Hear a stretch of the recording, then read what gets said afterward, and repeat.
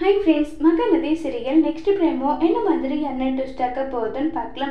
விஜய், எனக்கு ரொம்பவே பயமாக இருக்குது. இவங்க சொல்கிற மாதிரி எல்லாம் என்ன நடந்ததுன்னு சொல்லிட்டு கேட்குறாங்க.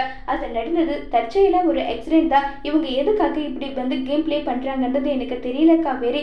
என்ன நடந்தாலும் நீ எனக்கு துணையாக இருப்பில்லைன்னு சொல்லிட்டு காவேரி கிட்ட வந்து விஜய் கேட்குறாங்க. இங்கே பாருங்க விஜய், எப்போவுமே நான் உங்களுக்கு துணையாக மட்டும்தான் இருப்பேன். என்ன நடந்தாலும் சரி, எது உண்மையாக இருந்தாலும் சரி, எது பொய்யா இருந்தாலும் நான் உங்களை தவிர வேறு யாருக்கும் துணையா இருக்க மாட்டேன்னு நல்லா காவேரி சொல்றாங்க.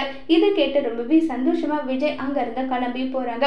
அங்க இருந்து கிளம்பி போனா அங்க சித்தப்பா நின்றுட்டு இருக்காங்க. மீடியா பர்சன் முன்னாடி நேரா விஜய் போயிட்டு சித்தப்பா உடைய ஷர்ட்டை பிடிச்சி என்னையே நினைச்சிட்டு உன் இஷ்டத்துக்கு என்ன நல்லா பேசிட்டு இருக்கா, உனக்கு என்னையா தெரியும் நல்லா சொல்லிட்டு கோபப்படுறாங்க.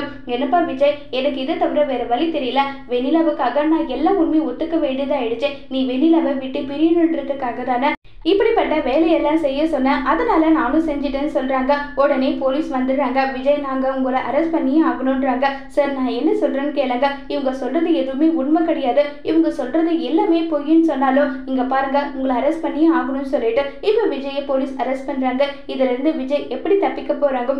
ஒருவேளை நம்ம காவேரிக்கு இந்த விஷயம் தெரிஞ்சா காவேரி இந்த விஷயத்தை எப்படி ஹேண்டில் பண்ணி விஜய் மேல எந்த தப்பும் இல்லைன்றத நிரூபிக்க போறாங்கிறத வரப்போற எபிசோட்ல வெயிட் பண்ணி பார்க்கலாம். Thank you.